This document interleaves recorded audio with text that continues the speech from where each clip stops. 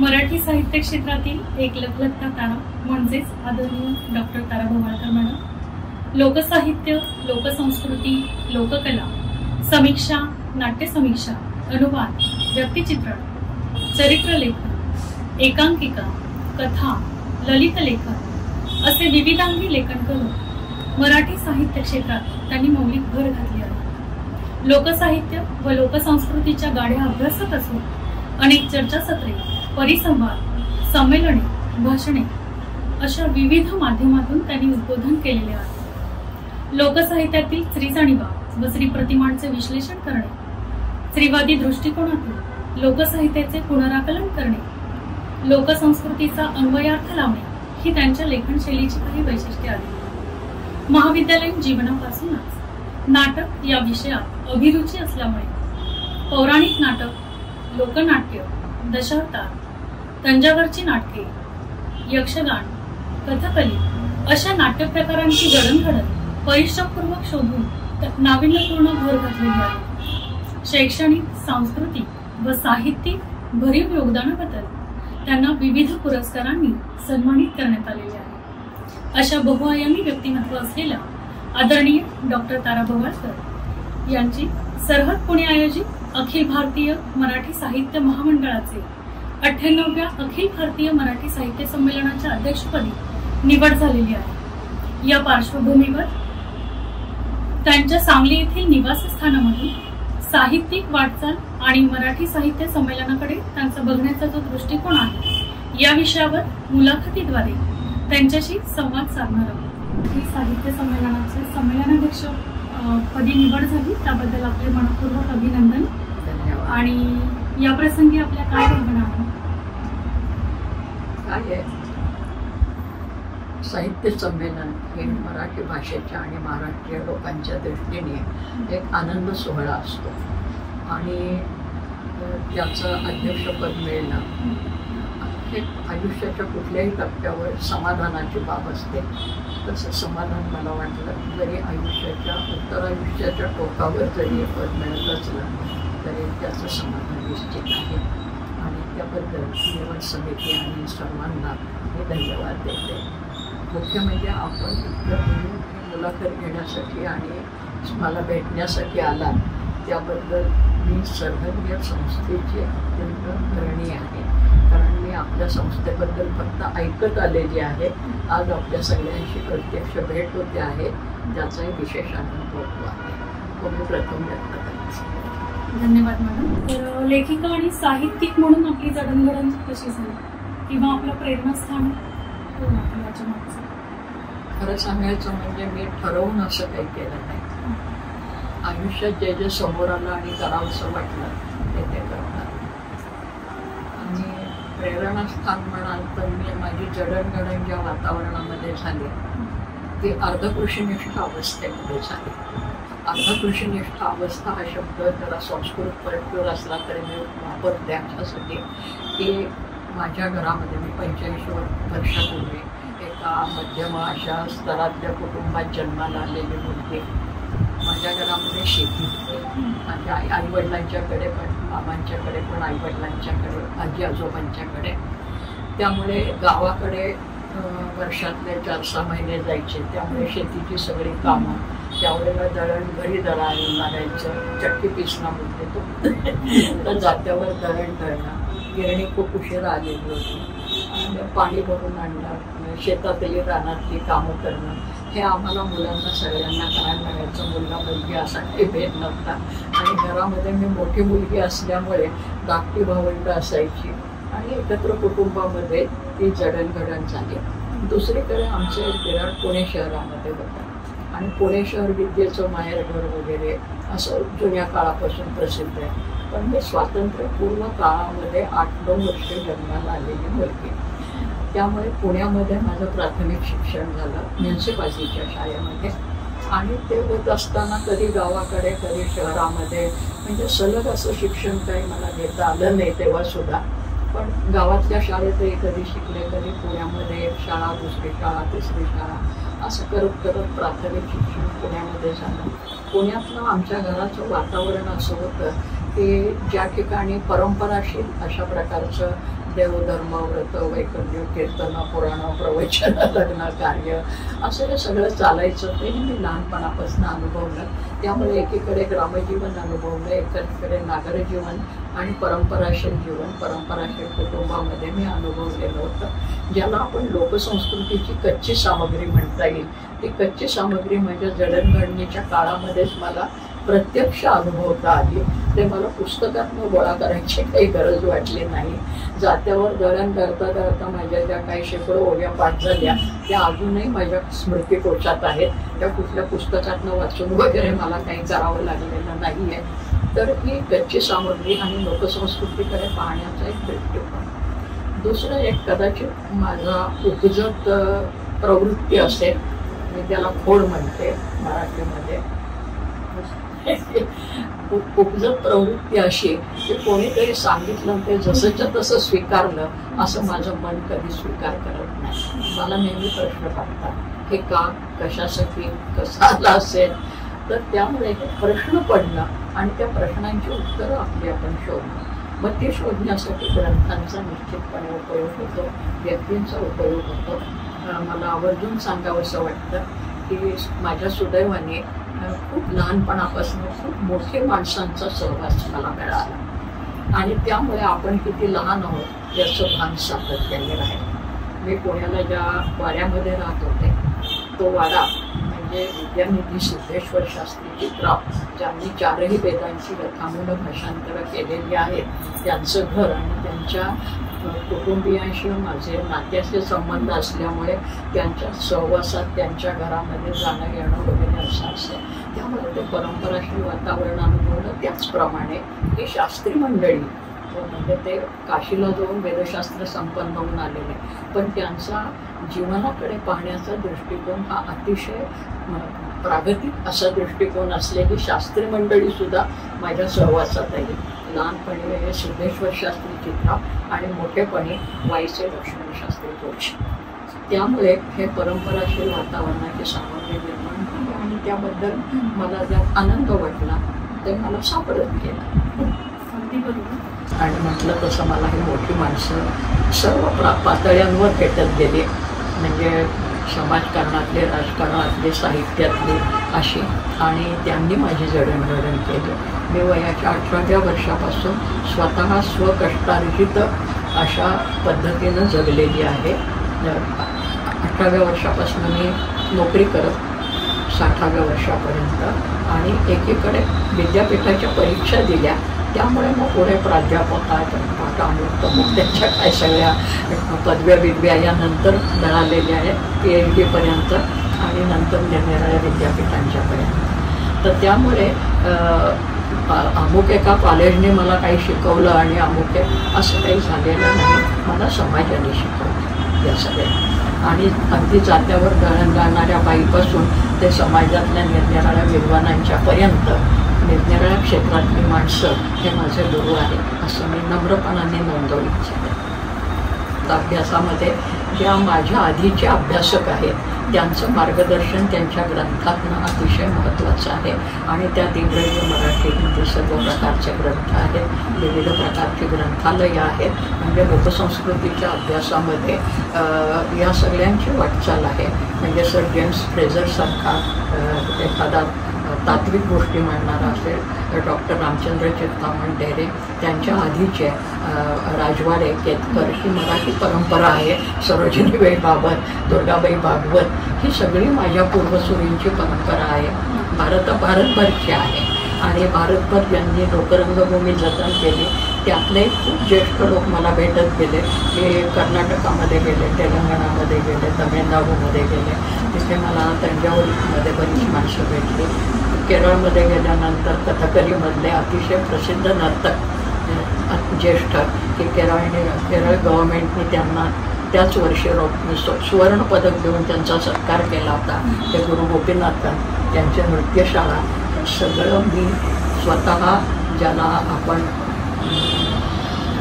क्षेत्रीय अभ्यास म्हणजे स्वतः जाऊन अनुभवून फील्डवर्क, हे फील्डवर्क करून मग त्यामुळे कोकण, गोवा, कर्नाटक, महाराष्ट्र, दक्षिण कन्याकुमारीपर्यंत, उत्तर दक्षिण भारताच्या दोन्ही सीमा उत्तरेपर्यंत कलकत्त्याची रंगभूमी, प्रगत रंगभूमी हे सगळं मी अनुभवलं.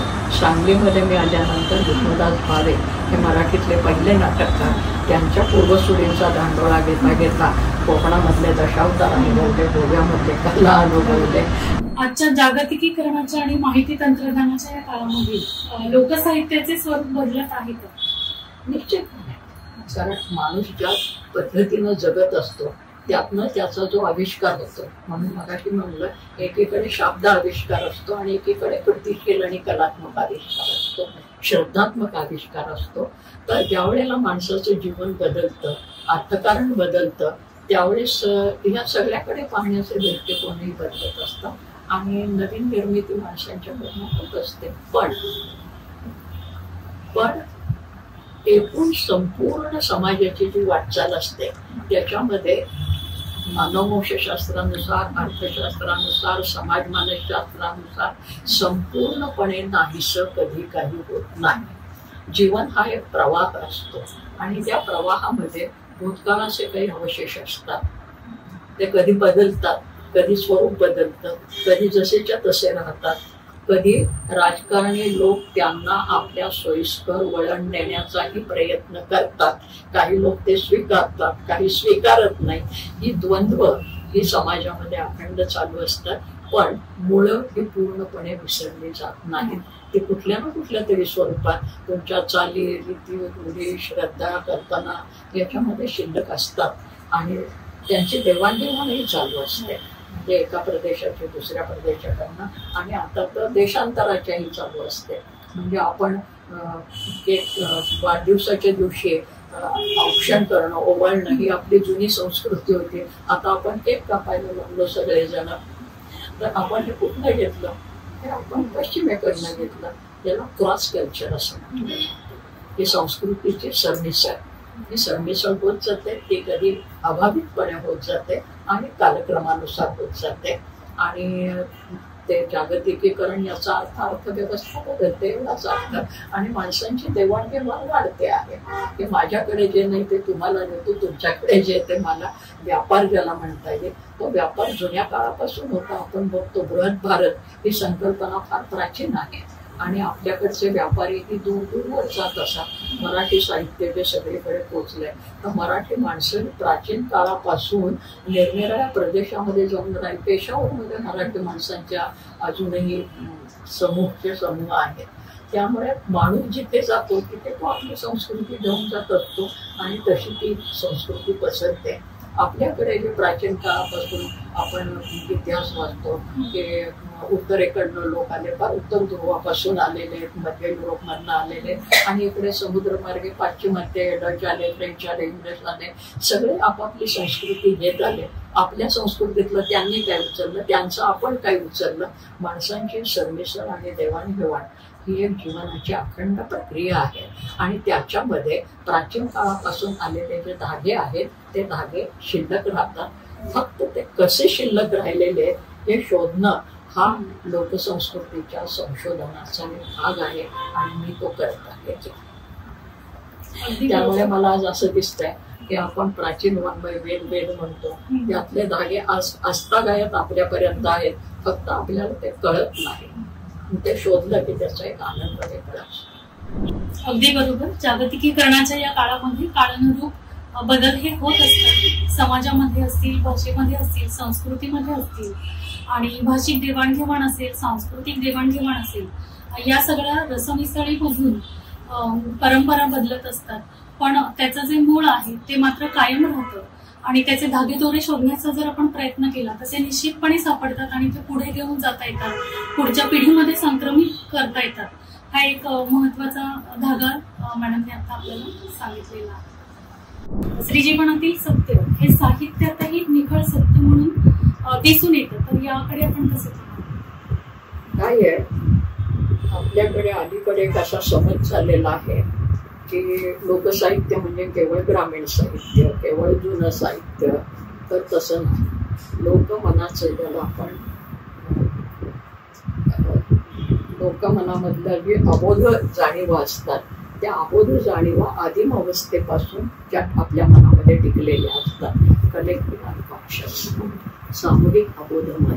हे सामूहिक अबोधमन मानवी जीवनाच्या तळाशी असतं आणि आदिम अवस्थेपासून घेतलेले मानवी समूहाचे जे अनुभव आहेत ते अनुभव आपल्यापर्यंत संक्रांत झालेले असतात, व्यक्तिमनापर्यंत आणि समूहमनापर्यंत. आणि त्यामुळे मग आपल्या चालीरीती रूढींच्या बद्दल आपल्याला एक आत्मीयता कुठेही गेलो आपण तरी चालू राहते आणि जगाच्या पाठीवरच्या सर्व समूहांच्यामध्ये चालू राहते. म्हणजे भारतीय मंडळी युरोपमध्ये गेली की तिथे कुठलं तरी रामाचं कृष्णाचं मंदिर उभारतात, तशी तिकडची मंडळी इकडे आल्यावर इथे चर्च उभारतात. It is but natural. तर हे स्वाभाविक आहे. हे समजून घ्यायचं तर आमच्या जीवनातला आमच्या मनाला एक व्यापक अशा प्रकारची भूमिका मिळू शकते आणि मग आपण आपल्या संकुचित अशा विचारधारेबद्दल बाहेर येऊ शकतो. जर आम्ही पश्चिमेकडे जाऊन स्वामीनारायण मंदिर उभारत असू हे जर आम्हाला भूषणाचं वाटत असेल तर ती मंडळी प्राचीन काळापासून इथे आल्यावर त्यांची श्रद्धास्थानं त्यांना टिकवावी असं वाटणं हे स्वाभाविक नाही का? असे प्रश्न आणि त्याची उत्तरं आपण निर्मळ मनाने शोधणं हा महत्वाचा भाग आहे असं मला वाटतं. लोकतत्वीय पद्धतीनं आपण जीवन समजून घ्यायला लागलो तर आपले जे काही संकुचित धारणा आहेत सर्व क्षेत्रातल्या, तशा स्त्रियांच्या बाबतीमध्ये ते जुन्या स्त्रियांचं फार चांगलं सगळं होतं आणि आता स्त्रिया बिघडल्या किंवा सुधारल्या काही. आणि सुधारल्यात का तर त्या शिक्षण घेतलं म्हणून सुधारल्या, बाकीच्या सगळ्या अडाणी होत्या जुन्या काळात. शिक्षणाबद्दल आपला एक प्रचंड गैरसमज आहे असं माझं मत आहे. कारण शिक्षण क्षेत्रात 45 वर्ष काढल्यानंतर झालेलं मत सांगते मी तुम्हाला. प्राथमिक शिक्षिकेपासून विद्यापीठीय स्तरापर्यंत आणि परदेशातल्या विद्यापीठामध्ये चर्चासत्रांना जाऊन एवढा अनुभव घेतल्यानंतर शिक्षण म्हणजे लिहिता वाचता आलं तर शिक्षण, नाही तर काही शिक्षण नाही. म्हणून जुने सगळे अडाणी होते. खरं म्हणजे आपल्याकडे सार्वत्रिक शिक्षणाची सोयच आता अलीकडे झाली. इंग्रजोत्तर काळात पुरुषांना सुद्धा सगळ्यांना शिक्षण मिळायला लागलं, नाही तर सगळे पुरुष तरी कुठे साक्षर होते. अगदी उच्चवर्णीय सगळ्या पुरुषांना सुद्धा लिहिता वाचता येत नव्हतं, बरोबर लोकांना येत होतं हे आपल्याला माहीत नसतं. आणि असं वाटतं की ती पहिली शाळा अमक्यानी काढली मग बायका शिकायला लागल्या आणि मग तेव्हा शहाण्या झाल्या. शहाणपण आणि साक्षरता याच्यामध्ये फार फरक असतो. अनक्षर माणसं, मी निरक्षर आणि अडाणी म्हणत नाही की त्यांना अक्षर ओळख नसेल, पण त्यांना संवेदना असते, विचार करण्याची शक्ती असते, आपल्या जीवनाकडे बघण्याची त्यांची चिकित्सक एक वृत्ती असते. तर ती संवेदना, चिकित्सक वृत्ती, विचार करण्याची वृत्ती ही स्त्रिया पुरुष ही सर्व समाजाजवळ असते. त्यातून जे निर्माण होत असतं मग त्या जात्यावरच्या ओव्या असतील, मणिमुखाणे असतील, भक्ती साहित्य असते. आमचं संपूर्ण भक्ती साहित्य निर्माण ज्यांनी केलंय उत्तरेपासून दक्षिणेपर्यंत हे सगळे संत समाजाच्या 18 पगड जातीमधले संत आहेत. त्या स्तरातले सगळे संत, अंत्यज संत, स्त्रिया आणि पुरुष त्यांनी ज्या रचना केलेल्या आहेत त्यांच्यातले जे विचार आहेत ते विचार आजही आम्हाला प्रेरक करतात. हे का होतं? ते अनक्षर होतं. एखादी एक जनाबाई असेल किंवा आमची सोयराबाई असेल, सोयराबाई तरी अंत्यज समाजातली, तिला लिहिता वाचता येत होतं की नाही माहित नाही आपल्याला. तुकाराम महाराज ही सगळी मंडळी जी आहेत त्यांनी आम्हाला कितीतरी कविताची आहेत, मनुदाची आहे, उत्तरेकडे दक्षिणेकडे आहे, बसवाचार्यांचा दक्षिणेकडचा पंथ आहे. संपूर्ण भारतभरचे संत मध्ययुगातले जे आहेत निरनिराळ्या दैवतांचे उपासक आहेत. ते कोणी शैव आहेत, कोणी वैष्णव आहेत, कोणी शाक्त आहेत, त्यांनी रचना केलेली आहेत आणि त्या रचना आजही विद्यापीठातले लोक अभ्यासासाठी वापरतात. आणि परत मग ते स्त्रीमुक्तीचा विचार हा पश्चिमेकडनं आला म्हणून असं झालं तसं झालं. जर समजा हा पश्चिमेकडनं उसना विचार आला असेल तर आमच्या जात्यावर दळण तांदळ्या बायकांनी असं का म्हटलं असतं? देवानारायणा माझी विनंती खरं खरं जन्म बायकांचा नको घालूसो वारंवार. आणि बायकांचं जीवन जर एवढं उच्च उदात्त असतं तर पुरुषांनी अशा का प्रार्थना केला नाही आम्हाला बाईचा जन्म द्या? केली का एका पुरुषांनी तरी प्रार्थना? असे प्रश्न आम्हाला का निर्माण होत नाहीत? त्यामुळे औपचारिक शिक्षणाने आम्हाला साक्षरता येते, स्वतंत्र विचार करण्याची ताकद ही एक वेगळी असते ती आमच्या संत साहित्यात आहे, आमच्या जात्यावरच्या ओव्यात आहे, शाहिरी वाङ्मयामध्ये आहे, पोवाडे आहेत, लावण्या आहेत. आणि अत्यंत व्युत्पन्न अशा पद्धतीनं त्यांनी युक्तिवाद तर्कवाद केलेले आहेत आणि सर्व जाती जमातीच्या संतांनी आणि स्त्रियांनी केलेले आहेत. तर शिक्षणाकडे आणि एकूणच शहाणपणाकडे पाहण्याची आमची वृत्ती ही अतिशय संकुचित आहे. म्हणून स्त्रियांच्या बंधनाचे प्रश्न निर्माण होतात. हे पश्चिमेकडनं आले. 1975 त्याचे काय स्त्रीमुक्ती वर्ष भानगड आले, त्यावेळेस माझ्या मनामध्ये या जात्यावरच्या होड्या उसळून आल्या आणि त्यांनी मला हे प्रश्न विचारायला उद्युक्त केलं. आणि त्या बायकांनी ज्या गोष्टी सांगितल्या त्या आज शिकल्या सवरलेल्या बायकांच्या सुद्धा डोक्यात प्रकाश पडत नाही याची मला खंत वाटते. कारण आपल्या ह्या साहित्याकडे पाहण्याची एक स्वच्छ नजर आपल्याला मिळालीच. आपण उच्चवर्णीय मंडळी जे काय म्हणतात ती आपल्या संकुचित कोशामध्ये आजही आहे, आजही त्याच्यात नाही. आणि त्यामुळे भेदाभेद वगैरे वगैरे गोष्टी निर्माण होत राहतात. पुरुषप्रधान संस्कृतीतून परंपरागत आलेले स्त्रीदुय्यमत्व आजही आपल्याला दिसते. आपण अखिल भारतीय मराठी साहित्य संमेलनाच्या 6व्या महिला अध्यक्ष आहात. एकूण 98 साहित्य संमेलनांपैकी 92 साहित्य संमेलनांचे अध्यक्षपद हे पुरुष साहित्यिकांनी भूषवले आहे. 92-6 या गुणोत्तराबाबत आपले काय मत आहे? आतापर्यंत जे साहित्य संमेलनाचे अध्यक्ष निवडण्याची पद्धत होती ते निवडणुकीला उभं राहायचं आणि त्याच्यासाठी आपला स्वतःचा प्रचार करणे वगैरे अशा गोष्टी होत्या की ज्याच्यासाठी स्त्रियांच्या आपल्या परंपराशी जीवन शिक्षित जरी असल्या तरी साक्षर जरी असल्या तरी त्याच्यातनं त्यांना ह्या गोष्टीसाठी वेळ देणं, शक्ती देणं आणि पैसा देणं हे दोन्ही सगळ्या गोष्टी कठीण होत्या. आणि दुसरी गोष्ट आपणच आपल्या तोंडाने आपली मोठेपणा सांगत सुटणं ही प्रवृत्ती स्त्रियांच्या मध्ये कमी असते आणि ज्या सांगतात त्यांच्याबद्दल लोकांचं फारसं बरं मत नसतं. त्यामुळे त्या दबून राहतात. दुय्यमत्व जे आहे ते सेन्सरशिप ही बाहेर नसते आणि त्याच्याहीपेक्षा जास्त सेल्फ सेन्सरशिप स्वतःवर बायका बंधनं घालून घेत असतात. आणि ही जी निवडणूक पद्धतीची जी सगळी यंत्रणा आहे ही यंत्रणा अर्थप्रधान आणि पुरुषप्रधान केंद्रित असल्यामुळे आणि त्या पद्धतीनं त्या निवडणुका लढवणं हे स्त्रियांना दुष्कर होतं. आणि त्यामुळे आणि आपल्या तोंडाने आपला मोठेपणा सांगणं हे बहुतेकदा शक्य नसतं. आणि तशी जर पद्धत असते तर माझ्यासारखे कोणीही या जन्मी अध्यक्ष होऊ शकल्या नसत्या. ही पद्धत नाहीशी झाली म्हणून आपण माझी निवड केली. तर सन्मानाने ते पद मिळावं, निवडणुकीच्या ताणाताणीमधून मिळू नये अशी साहित्याच्या क्षेत्रामध्ये तरी सांस्कृतिक क्षेत्रामध्ये तरी निर्मळ आणि त्याला सर्वव्यापक भूमिका म्हणता येईल अशी असली पाहिजे. ती पद्धत सुरू झाली ती चांगली वाटते. त्यामुळे स्त्रिया माझे प्रधान आहेत. त्यांनी जर उत्स्फूर्तपणे निवड करायची वेळ आली आणि स्त्रियांनी जर या सगळ्या यंत्रणांच्या मध्ये सहभाग घेतला तर ही संख्या वाढू शकते. इसवी सन 1975 रोजी आंतरराष्ट्रीय महिला वर्ष युएनने घोषित केल्यानंतर आपल्याकडे पाश्चात्य स्त्रीवादी संकल्पना जी आहे तिचं एक जाण निर्माण झाली. पण त्यापूर्वीही आपल्याकडे मराठीतील स्त्रीवाद अस्तित्वात होता. याची पाळंमुळं आपल्याला भारतीय स्त्रीवादामध्ये दिसतात. याचे संदर्भ पाहिल्यास डोईचा पदर आला खंडावरी भरला बाजारी जाई नवीन हे संत जनाबाईंचे विचार आहेत. किंवा इतिहासामध्ये असे अनेक संदर्भ आपल्याला मिळतील. तर जो मराठीतील स्त्रीवाद आहे त्याची पाळंमुळं आपल्याला दिसतात. पण जेव्हा साहित्याचं स्त्रीवादी समीक्षेच्या परिप्रेक्ष्यातून आपण विश्लेषण करत असतो तेव्हा पाश्चात्य स्त्रीवादी समीक्षेचे जे काही सिद्धांत आहेत त्याच्या परिप्रेक्ष्यातून इथे साहित्याचं विश्लेषण केलं जातं. तर मराठीतील हे जे स्त्रीवादी सिद्धांत आहेत तर ते अद्याप निर्माण झालेले आहेत का किंवा त्या दृष्टीने प्रयत्न होत आहेत का?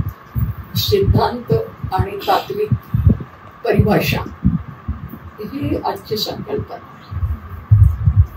स्त्रियांच्या बाबतीतच जर स्त्रीवाद ही पश्चिमेकडची संकल्पना आपण मानत असू तर महाविद्यालयामध्ये गेली 100 वर्ष जे शिक्षण मिळतंय निरनिराळ्या विषयांचं त्या कुठल्याही शिक्षणामधल्या मूलभूत सिद्धांत हे भारतीय आहेत का? म्हणजे अर्थशास्त्र, समाजशास्त्र, मानववंशशास्त्र, आर्किटेक्ट असेल, इंजिनिअरिंग असेल, मेडिकल असेल, तर ह्याच्यामधल्या कुठल्या गोष्टी भारतीय आहेत? आणि भारतीय मंडळींनी सांगितले या कुठल्याही याच्यामध्ये मूलभूत ग्रंथ जे आहेत ते मूलभूत ग्रंथ आपण पाश्चिमात्यांचेच वापरतो आहोत. फक्त स्त्रियांच्या बाबतीत ते प्रश्न निर्माण होतात, कारण पुरुष प्रधान व्यवस्थेच्या पोटामध्ये गोळा येतो की अरे हे सगळं तुम्ही पश्चिमेकडचं घेताय, आम्ही आमचं काय वापरतो आहोत. किंबहुना आज मराठीपेक्षा इंग्रजी भाषेकडे ओढा चाललेला आहे. हे काय आमच्या फार स्वातंत्र्यप्रेमाचं लक्षण आहे का? आणि सगळीकडे तेव्हा एकीकडे आपण तोंडाने गप्पा मारत असतो स्वातंत्र्याच्या आणखीन राष्ट्रभक्तीच्या, पण प्रत्यक्ष जीवनामध्ये आपण परकीयांच्याकडूनच आपलं सगळं जगणं घेतलंय. तुमच्या स्वयंपाकघराच्या रचनेपासून तुमच्या अंगावरच्या कपड्यांच्या पर्यंत आणि तुमच्या घरांच्या रचनातल्या वस्तूंच्या पर्यंत अनेक गोष्टी या ज्या आहेत या पाश्चिमात्य संकल्पनेतनच आज आलेल्या आहेत. त्यामुळे सिद्धांत वगैरे जे दोघे म्हणतात ते सिद्धांत एकच सगळीकडे लागू पडतात. अर्थशास्त्राचा सिद्धांत मार्क्सने मांडला काय, केन्सने मांडला काय, तो भारतीय व्यवस्थेलाही लागू पडतो, जगाच्या कुठल्याही. मग तसं स्त्रीवादाचं घेतलं तर कुठे बिघडलं? फक्त त्याला परिभाषा जी आहे ती परिभाषा आपण ती वापरतो, पण त्याच्या मुळामधली जी तत्व आहेत ती कायम असतात तिथे. ती स्त्रियांच्याकडे पाहण्याचा व्यक्तिमत्वाचा दृष्टिकोन, हा दृष्टिकोन कायम आहे. आणि मग ते सिमॉन बोजे म्हणते की स्त्रिया या जन्माला येत नाही, त्या घडवल्या जातात. Women is not born, she is made. Not only woman but man is also not born, he is made. त्याला समाजाने शिकवलेलं असतं तू पुरुष आहेस, तू रडायचं नाही, तू असं करायचं नाही, तू तसं करायचं नाही. म्हणजे मुलीला जसं शिकवलं असतं तू भांडू नकोस, तू पाय पसरू नकोस, तू ओरडू नकोस, त्याच्या उलट मुलाला शिकवलं जातं. हा समाज शिकवत असतो, घर शिकवत असतं. त्यामुळे दोघांनाही घडवतो समाज. पुरुषाला पुरुष म्हणून घडवतो, बाईला मुलीला मुलगी म्हणून घडवतो.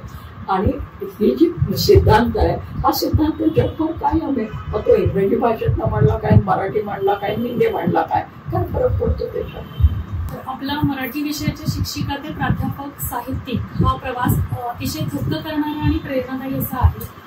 तर सध्याच्या शालेय स्तरावर आणि महाविद्यालयीन स्तरावर मराठीचे अध्यापन करणाऱ्या शिक्षक आणि प्राध्यापकांना एकूणच भाषेचा प्रसार करावा किंवा विद्यार्थ्यांमध्ये मराठी भाषा रुजवावी, भाषेचे संवर्धन करावे, जतन करावे, या दृष्टिकोनातून आपण काय सांगता?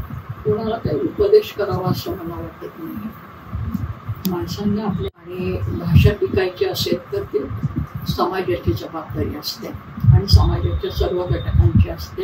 केवळ शाळा महाविद्यालयांची नाही, प्रामुख्याने पालकांची. पालकांना जर आपल्या मुलांनी आपल्या मातृभाषेमध्ये शिक्षण घेणं हे कमीपणाचं वाटत असेल तर ती भाषा टिकणार कशी? भाषा ही एक जिवंत संस्था आहे आणि माणूस जिवंत असताना जसं त्याचं सगळं भरण पोषण होणं आवश्यक असतं तसं भाषेचंही भरण पोषण समाजानेच करायचं असतं. आणि त्या समाजातल्या सर्व घटकांची ती जबाबदारी आहे आणि माझ्या मते ती विशेषतः पालकांची आहे. आणि मग शिक्षक आणि विद्यार्थी आणि समाजाची जास्तीत जास्त ती मातृभाषा चलनात असेल, व्यवहारात असेल तेवढी ती विकसित होते. एका भाषामध्ये अखिल भारतीय मराठी साहित्य संमेलन हा एक सोहळा असतो, त्याला उत्सवी रूप आपल्याला दिसते प्राप्त होताना, पण त्याला एक वैचारिक अधिष्ठान देखील असलं पाहिजे.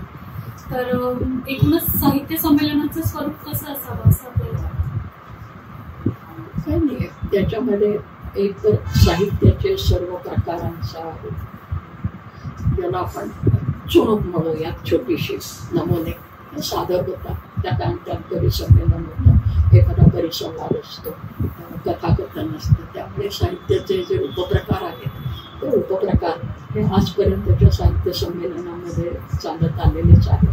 परंतु ज्याला आपण भाषिक स्तरावर म्हणूया त्याला अधिक प्रगल्भता येण्याच्या दृष्टीने या सगळ्या विषयांची रचना आणि मांडणी होणं आवश्यक आहे असं. आणि सगळ्यात महत्त्वाची गोष्ट म्हणजे ग्रंथप्रसार.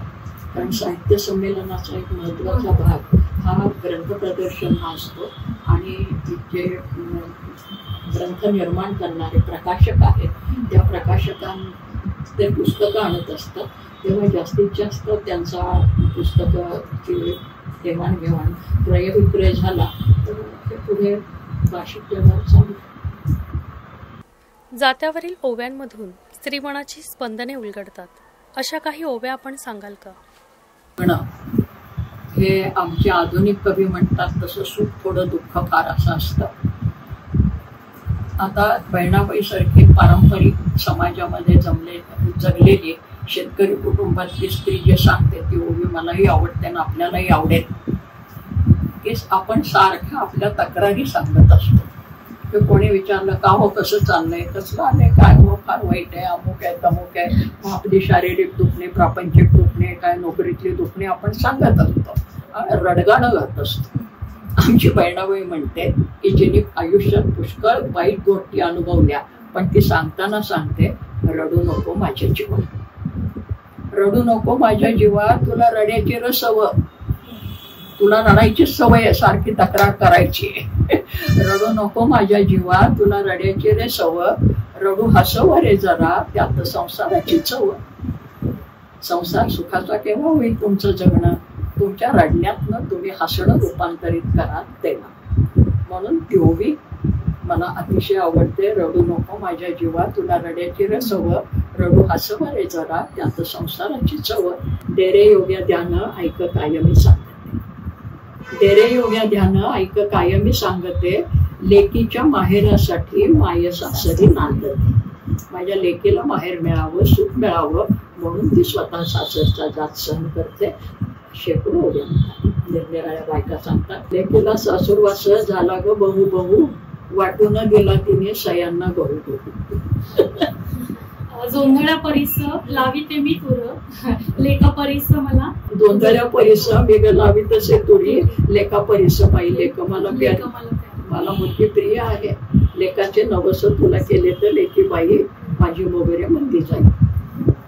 तर असं लेखीचंही कौतुक केले आणि मला लेख पाहिजे, लेख नाकारावी असं ती म्हणत नाही. आजची बाई म्हणायला लागली स्त्री भ्रूण हत्या करायला लागल्यानंतर परंपराशील बाईने लेख नाकारलेले. तिने उलट लेखीचं अनेक परीने कौतुक केलेलं आहे.